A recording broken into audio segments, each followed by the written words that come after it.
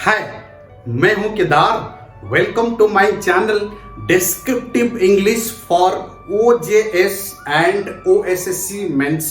हम लोग का बेसिक मोटो है, आपका जो डिस्क्रिप्टिव सेक्शन है OSSC मेंस में आते हैं और OJS Orissa judicial service mains में आते हैं इंग्लिश लैंग्वेज में, उसको कवर करना। आज हमने आपके लिए लेकर आए हैं दो बेस्ट टॉपिक। लोग जिसको मानते हैं इसको हम बेसिकली प्रेसी नाम में जानते हैं। सर प्रेसीज क्या होता है ना, it's a kind of summary होता है। मैं बोल दूंगा समरी और प्रेसीज में क्या डिफरेंट है ना। सर समरी एक लाइन में या दो लाइन में खत्म होता है जिसको हम जिस्ट बोलते हैं, बट प्रेसीज क्या होता है ना, एक short form of a passage. ये समरी टाइप का है बट नॉट एग्जैक्ट समरी, है ना।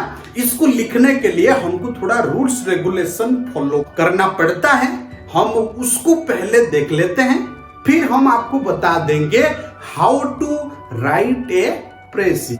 सर जब भी आपको पैसेज मिलता है, मैं जानता हूं बहुत लोग का दिमाग में ये होता है, स्पेशली जो लोग उड़ीसा में रहते हैं वो बोलते हैं हम उड़िया मीडियम से हैं, भले ही इंग्लिश मीडियम से हैं कोई दिक्कत नहीं, बट इसमें बेसिक कंस्ट्रक्शन होता है ग्रामर एंड वोकैब्स का। अगर आपको ग्रामर इसमें गलत कर दिया आप लोग तो आपका मार्क बड़ी कट जाएगा, और उसका साथ साथ अगर वोकैब्स का भी और स्पेलिंग मिस्टेक इसमें कर दिए उसका साथ साथ बड़ी पेनल्टी इसमें लगेगा, क्योंकि this is the topic of English language. Precis को मैंने अपना रेंज में उसको डिवीजन कर दिया। इसका 3 फॉर्मेट होता है, एक होता है टाइटल, दूसरा होता है बॉडी, और इसका तीसरा होता है डाटा और लेंथ। इसको हम कैटेगरी कर दिए, पहले हम एक एक करके चलेंगे। सर अगर टाइटल का बात करें, ये जनरली आपका कितना मार्क कैरी करता है ना, टोटल मार्क का 1/5। अगर आपका पास 40 मार्क हैं तो ये 8 मार्क कैरी करेगा। अगर आपका पास 25 मार्क हैं तो ये 5 मार्क कैरी करेगा। बड़ी इंपॉर्टेंट सेक्शन है इतना बड़ा वर्ड्स के लिए। सर फिर इसको लिखेंगे कैसे?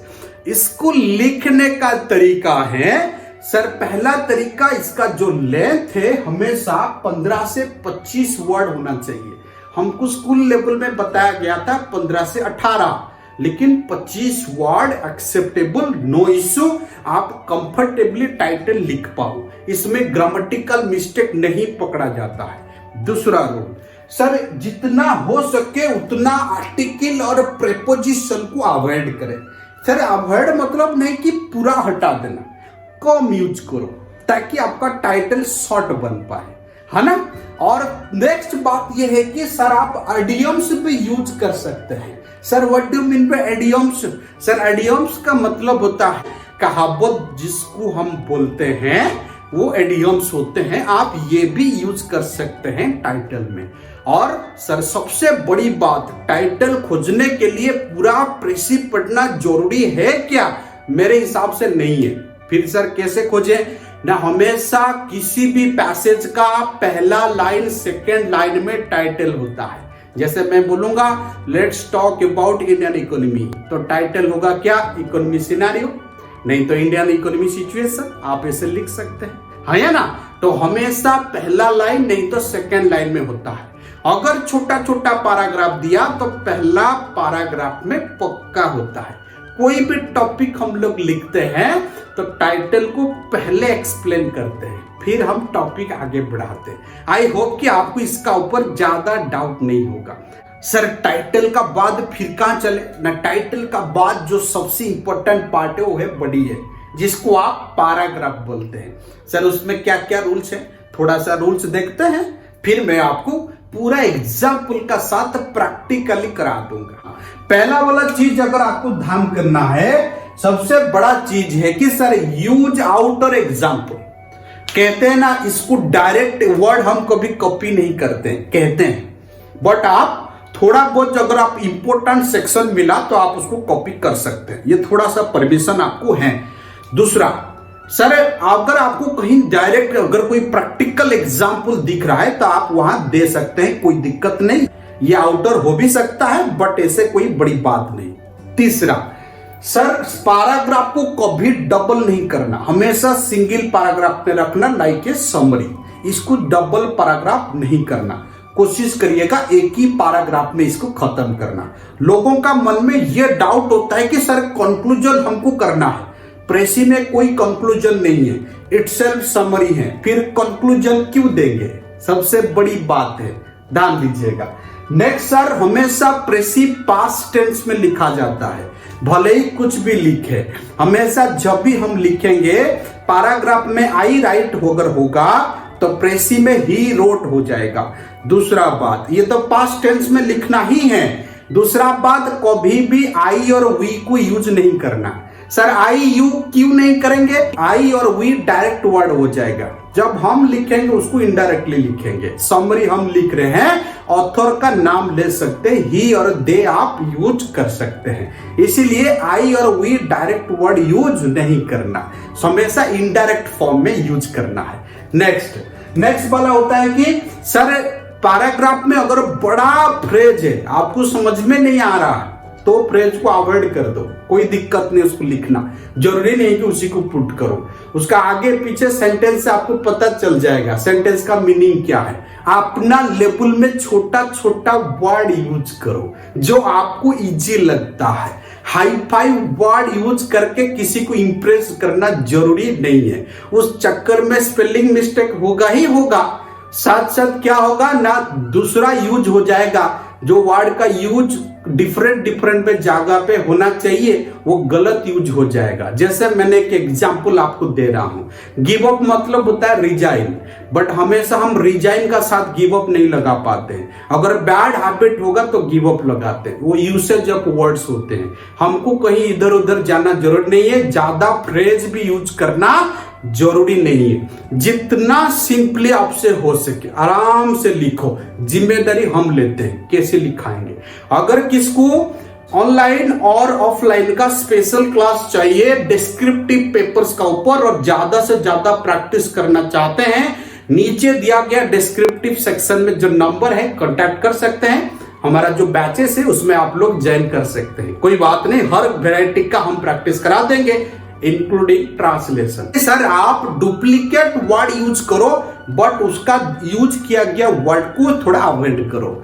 मान लीजिए आपका मन से वर्ड यूज करो, बट वहां पे जो वर्ड लिखा गया उसको थोड़ा अवॉइड करो। नेक्स्ट सर क्या करें ना, जो पैसेज में थोड़ा ध्यान दीजिएगा, हमेशा रिलेटेड चीज ही लिखना, इधर उधर का बात एक्स्ट्रा ऑर्डिनरी बात मत लिखना, क्योंकि समरी इधर उधर का एग्जाम्पल नहीं देते, खाली पॉइंट टू पॉइंट लिखते हैं। कुछ लोग स्मार्ट बनते हैं, ये तो हो गया रूल्स रेगुलेशन। अब हम लिखेंगे कैसे? बहुत लोग बोलते हैं, बड़ी डायलॉग बोलते हैं, बट उसका प्रैक्टिकल एग्जाम्पल कोई नहीं देता।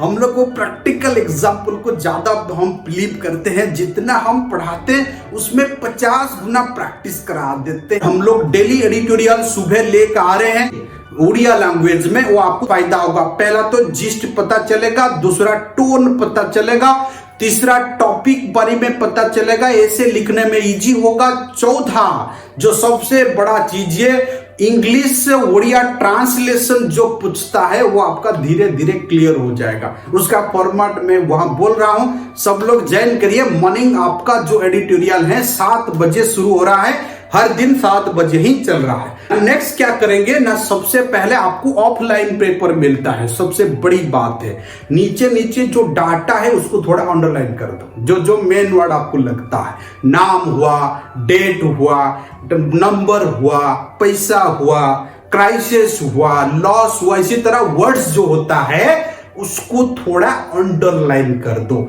फिर तीसरा पार्ट क्या करें ना, उसको लेके एक रफ में ड्रॉ करो। हमको स्कूल लेवल में उसके लिए मार्क मिला करता था, अगर रफ आप दिखाते हो तब इसको लेके पीछे तरफ एक ड्रॉ करो कि किस किस पॉइंट को आप फोकस करोगे, 1 2 3 करके। जैसे मैंने बोला पूरा पैराग्राफ में पहला वाला पैराग्राफ में मिला टाइगर बड़ी यहाँ पे दिक्कत कर रहा है, दूसरा वाला में मिला कहाँ का उन्होंने क्या क्या चीज किया, लास्ट में मिला कि गवर्नमेंट क्या क्या रेस्पॉन्स कर रहा है। देखो 3 पॉइंट मैंने अपने सामने ड्रॉ कर लिया, ये तीनों को फोकस करके अगर आप 1-2 लाइन लिख देते वहां से चुन चुन के अपना लैंग्वेज में हो गया प्रेसिंग। आउटलाइन ड्रॉ करने का बाद थोड़ा ध्यान देना, थोड़ा सा उसका ऊपर ब्रीफ आइडिया अपने से सोच लो, मैं कहां से शुरू कर सकता हूं। मैंने स्टार्टिंग से बोल चुका हूं, अगर पहला लाइन आपको ज्यादा इंपॉर्टेंट लग रहा है तो पहला लाइन आप कॉपी कर सकते हैं, इसमें कोई बार नहीं है,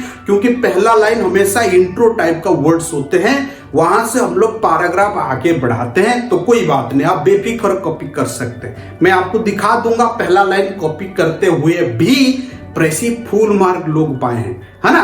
नेक्स्ट वाला, सर इसका प्रेसी का थोड़ा लेंथ का ऊपर ध्यान देना, वो क्लियरली देता है कि इतना वर्ड में लिखो, इसका मतलब लगभग वो 1/3 होता है पैसेज में। अभी आपका पास पॉइंट मिल गया, अभी आपका पास पॉइंट मिल गया, उसका ऊपर थोड़ा सोच लो क्या क्या लिखना है, क्या क्या नहीं लिखना है, मेंटली एक ड्रॉ कर दो कि हमको यही यही फोकस करना है, उसका साथ साथ थोड़ा और एक बार पैसेज में नजर डाल डाल के फिर यहां लिखना शुरू करो।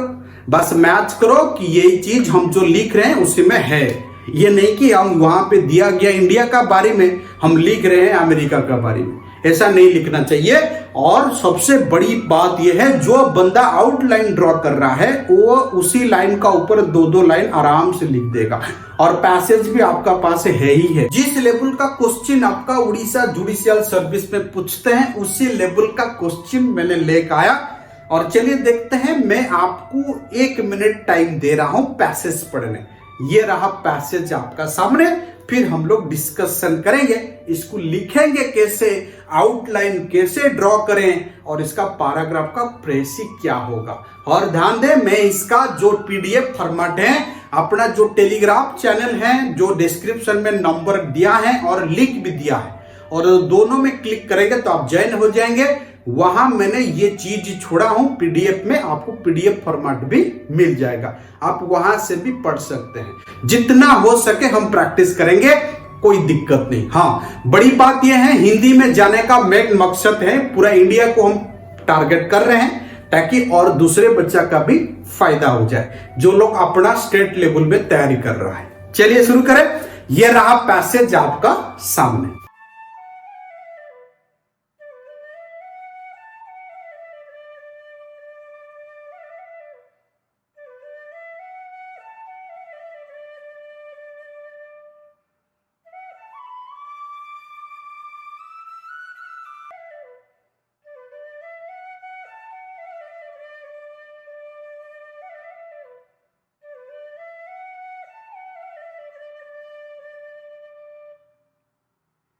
अब आइए, सर जो पैसेज दिया आपने, कितना पैराग्राफ आपको मिला ना सर, 4 पैराग्राफ। मैंने क्या किया ना, मैंने थोड़ा चालाक बन गया। कैसे चालाक बन गया ना, मैंने हर एक पैराग्राफ का जिस निकाल दिया, एक एक पॉइंट में निकाल दिया, उसका बाद उसका समरी लिखने में मेरे को आसान हो। ये जो 4 पॉइंट क्या है, पहला वाला पॉइंट जो लिखा ये आपका सामने है, earthquake the deadly enemy of Mankind. दूसरा वाला पॉइंट मैंने क्या पॉइंट निकाला, damage caused by the earthquake in general, क्या क्या इन्होंने डैमेज उधर किया। तीसरा वाला पॉइंट क्या लिखा ना, damage caused by an earthquake in particular. देखो मैंने वही बात बताया, जितना जितना पैराग्राफ है मैंने उसको शॉर्ट नोट बना दिया, क्या क्या ये पैराग्राफ में है। और चौथा पॉइंट क्या लिखा ना, हमारा साइंस उसके लिए क्या कर सकता है, और कोई साइंटिस्ट उसके लिए कोई काम किए क्या, ये उसका बेसिक फॉर्मेट है। ये सारे हैं, इन्हीं को लेकर हम लोग काम करेंगे। चलिए हम अभी देखते हैं सर इसको लेके आप कैसे प्रेसी लिखें। मैंने इसको लेके क्या क्या पॉइंट ड्रॉ किया, फिर इसको हम प्रेसी में कन्वर्ट करेंगे। सर आपका पास इतना टाइम कैसे होता है ना, सर टाइम इसमें नहीं चाहिए, मैंने आपको बताने के लिए मैंने जो सोचा वही इसमें रिप्रेजेंट किया।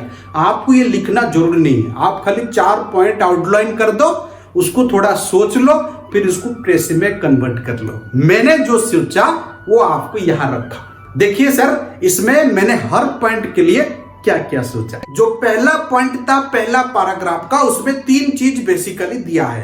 पहला मैंने क्या लिखा उसमें ना, earthquake is the deadly enemy of Mankind, यह है। उसमें 3 चीज बताया गया। सर क्या क्या बताया गया, पहला वाला जो चीज बताया उसमें बताया कि अर्थक्वेक जब स्ट्राइक करता है वो नहीं देखता आप कौन सा पॉलिटिकल पार्टी से हैं या कौन सा नेशन से है, वो जो चाहे वहां हिट करता है। दूसरा वाला जो पॉइंट आपको बताया कि सर अर्थक्वेक जो पावर है उसका, वो कोई भी डेडली वेपन से ज्यादा है और ये किसी को भी डिस्ट्रक्शन कर सकते हैं। और जो लास्ट वाला पॉइंट में इसे ड्रॉ किया, साइंटिस्ट बड़ी कोशिश कर रहे हैं इसको रोकने के लिए। समहाउ ये कहीं ना कहीं खुद को बचाने का रास्ता निकाल देंगे, ये उसमें बेसिकली बताया गया। दूसरा वाला जो पॉइंट हम लोग का था, damage caused by the earthquake, second point में जो था सेकेंड पैराग्राफ में, उसमें बेसिकली क्या दिया था ना, दिया था कि ये स्ट्राइक करता है विदाउट वार्निंग। ये था मेरा पहला पॉइंट। दूसरा पॉइंट उसे मैंने क्या निकाला पूरा पैराग्राफ में, modern city when stroke reduced A primitive village 100%। कभी भी कितना बड़ा एरिया हो, कितना भी डेवलप्ड हो, एक बार ये स्ट्राइक करता है तो गांव में कन्वर्ट हो जाता है। ये दोनों पॉइंट मैंने सेकेंड पैराग्राफ से निकाला। अब चलते हैं थर्ड पैराग्राफ में। थर्ड पैराग्राफ में मैंने क्या निकाला, ये रहा आपका सामने। सर थर्ड पैराग्राफ में जो मैंने निकाला, पहला लिखा गया, ये अर्थक्वेक जब स्ट्राइक करता है, ये प्लेन में भी स्ट्राइक करता है, माउंटेन में भी स्ट्राइक करता है, सीज में भी स्ट्राइक करता है। जो मैंने वहां लिखा था, कोई नेशन नहीं देखता, ना कोई पॉलिटिकल बाउंड्री दिखता है, ये कहीं पे भी स्ट्राइक करता है। और इसमें और क्या क्या, क्योंकि इसमें पर्टिकुलर दिया गया, कहां कहां क्या हुआ, कितना लॉसेस हुआ, हमको कितना कितना हम पर मिला, उसे हमने 3 पॉइंट पकड़े। पहला तो ये किसी का जगह पे भी स्ट्राइक कर सकता है। दूसरा पॉइंट कि लिस्बन डिस्ट्रॉयड हो गया और इतना लोग मर गए, और 1970 में इतना लोग मरे थे। ये था थर्ड पॉइंट में। अब चलते हैं fourth point. Sir last paragraph में मैंने क्या निकाला ना, उसमें था एक नाम था अर्थक्वेक का, अलेक्सा, जो 1968 में आया था और उसमें लगभग 80 फीट तक जमीन को किसमें ना ओशियन में ढकल दिया, पूरा कन्वर्ट कर दिया, इतना जोर से आया था सुनामी। तो नेक्स्ट पॉइंट मैंने वहां से क्या निकाला ना, scientist can resist the powerful earthquake, वो खुद को बचा सकते हैं उसे अगर प्रायरी डाटा या कोई पहले से कोई प्रिवेंटिव मेथड लिया जा सकता है।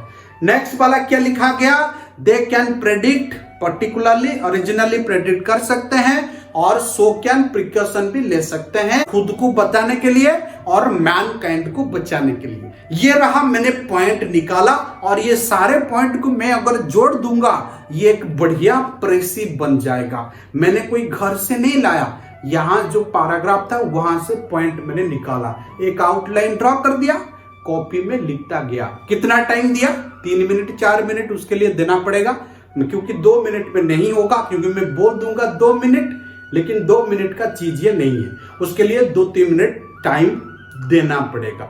क्योंकि एक प्रेसी लिखने के लिए कम से कम 10 से 15 मिनट आपको देना पड़ेगा, क्योंकि it's a big topic, 40 marks carry करता है, तो 10 से 12 मिनट तो इसको देना पड़ेगा, तब जाके बढ़िया प्रेसी आप लोग लिख पाओगे। तो इसीलिए मैंने पॉइंट अभी ड्रॉ कर दिया। अब देखिए प्रेसी का समरी, ये जो चारों पॉइंट मैंने ड्रॉ किया था, थोड़ा थोड़ा एक्सप्लेनेशन पॉइंट दिया था, अब देखो इसका समरी।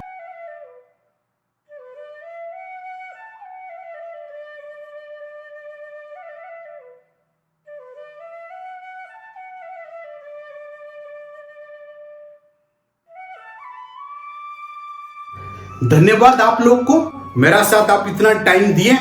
ये था आपका ओएसएससी और ओजेएस फॉर्मेट का प्रेसी, कैसे हम लिखते हैं, कैसे पॉइंट ड्रॉ करते हैं, कौन सा पॉइंट को फोकस करते हैं, डाटा कैसे रिप्रेजेंट करते हैं, ये सारे चीज मैं इसमें बता दिया। और मैं उम्मीद करता हूं इस तरह अगर 2-4 प्रैक्टिस करा देंगे तो आप बढ़िया प्रेसी खुद लिख पाइएगा, और इसका प्रैक्टिस जरूरी है। दोबारा बोलता हूं, जो लोग ऑफलाइन या ऑनलाइन क्लासेस करना चाहते हैं, पूरा डिस्क्रिप्टिव पेपर का प्रैक्टिस करना चाहते हैं, तो बेफिक्र नीचे दिया गया नंबर से कांटेक्ट कर सकते हैं and you can join my classes. और कौन सा इंप्रूवमेंट आपको चाहिए, चैनल का नीचे पक्का कमेंट करके लिखिए, मैं हर कोशिश करूंगा कि आपको सारे चीज मिल जाए। धन्यवाद, फिर मिलते हैं अगले एपिसोड में कुछ ट्रांसलेशन या कुछ ऐसे टॉपिक का साथ। धन्यवाद।